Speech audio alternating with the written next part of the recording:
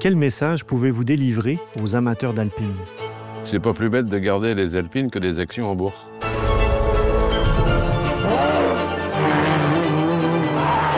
L'ADN de la marque, c'est léger, performant, Unique.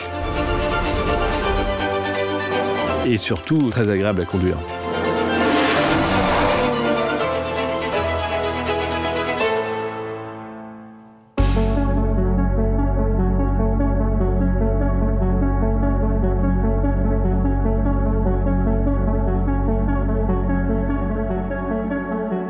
C'est un clin d'œil historique, c'était il y a 70 ans, et je trouve que l'hommage est formidable parce que l'histoire continue.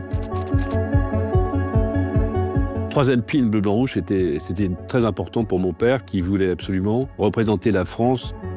Le parcours de Jean Rélé est très très important parce que pour savoir où on va, il faut savoir d'où on vient, et nous, on vient de Jean Rélé. Et comme ses illustres prédécesseurs, donc Henry Ford, Ferdinand Porsche ou Enzo Ferrari, il a créé sa propre marque. Mais il y a une petite différence qui, nous, chez Alpine, nous inspire tous les jours. Il a appelé sa marque Alpine, il n'a pas appelé Rélé, comme ont fait ses prédécesseurs. Et ça, c'est pour symboliser le fait qu'Alpine, c'est la légèreté. Et d'une certaine façon, c'est la pureté et du plaisir.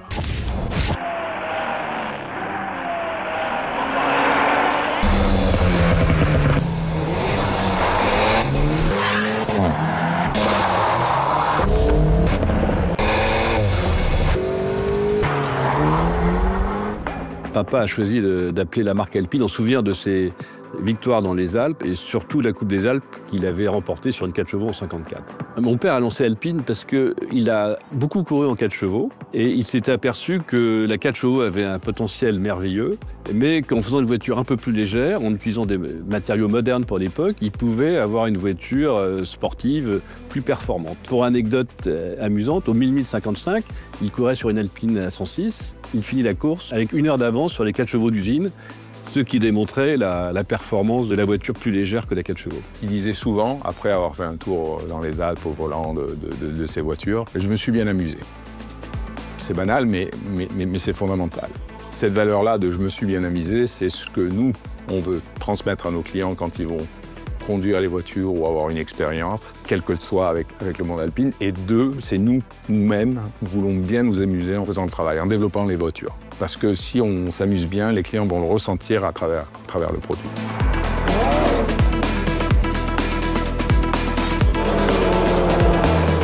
Alors mon père a défini l'ADN de la marque. Alpine devait être léger, performant, économique, en utilisant des pièces de grande série, et surtout très agréable à conduire. Les modèles symboliques qui ont compté chez Alpine, c'est d'abord la toute première, la 106 qui est le commencement. Après ça, c'est la 110 qui a marqué son époque dans les rallyes. Dans l'histoire d'Alpine, la 110 a joué un rôle fondamental. C'est elle qui a donné les plus beaux lauriers à Alpine. Quand la voiture est sortie en 62, c'était un dessin révolutionnaire. Et tout au long de sa carrière, de 62 à 77, elle n'a fait qu'évoluer, grandir et être de plus en plus performante. Avec un secret qui était un peu la sauce Alpine, un peu comme Lotus, c'était une voiture légère avec une carrosserie en fibre et un poids contenu avec des mécaniques relativement modestes par rapport à la concurrence, mais le poids contenu permettait aux voitures d'être performantes.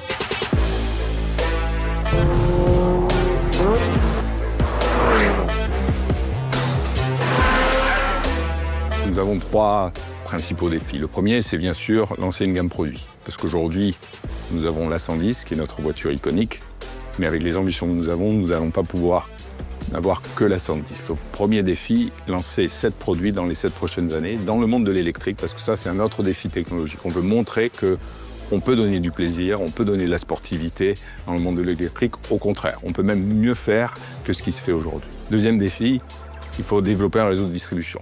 C'est ce qui va nous permettre de conquérir un petit peu le monde. 70% de nos ventes est en France. On a l'ambition qu'en 2030, plus de la moitié de nos ventes soient faites hors de France, en Europe, en Asie et aux États-Unis.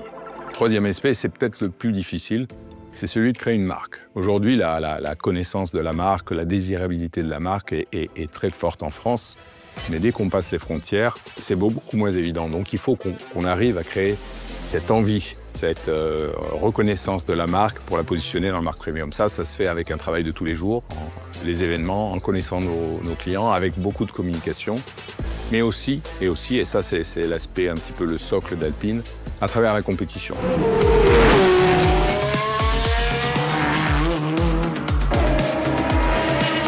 Alpine est arrivé au sommet au début des années 70, surtout grâce à la Berlinette, qui a été d'abord championne d'Europe en 71 et championne du monde en 73. Après ça, d'autres victoires sont arrivées. Il y a eu le championnat d'Europe sur les protos 2 litres avec Alain Serpaggi et en 78, la victoire au Mans, qui était aussi très importante, qui a permis à Renault après ça d'aller en Formule 1. Pour mon père, le Mans était une épreuve importante, donc la première victoire au Mans en 64, c'est la M64, donc c'est une voiture emblématique. Après ça, il y a eu les voitures faites avec le V6 Gordini, qui sont la 441 et la 442 qui ont gagné les 24 heures du Mans.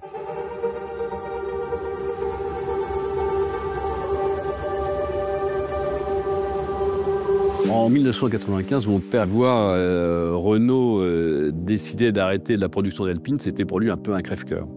Et ce que je regrette, c'est qu'il n'ait pas vu la renaissance d'Alpine, parce que je pense qu'il aurait été très fier de voir à nouveau des A110 rouler et encore plus voir des Formule 1 Alpine.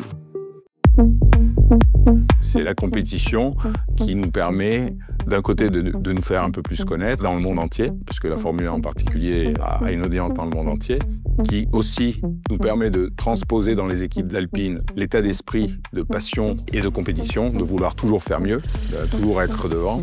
Et le troisième aspect qui est important de la compétition, c'est le transfert technologique. On veut se positionner dans une marque premium, en France, de luxe, sportive. Là, il faut mettre de l'innovation. Et pour mettre de l'innovation, rien de mieux qu'appliquer des solutions qui sont développées en Formule 1 ou en endurance sur les voitures de série.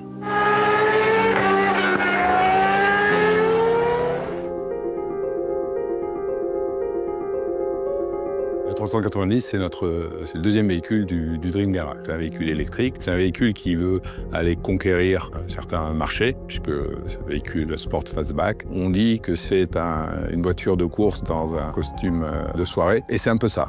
Quand on veut aller s'amuser, aussi bien sur des petites routes de montagne que éventuellement sur circuit, on va retrouver exactement les mêmes sensations que notre A110 d'aujourd'hui. Ça semble impossible à croire, je vous garantis que c'est la vérité.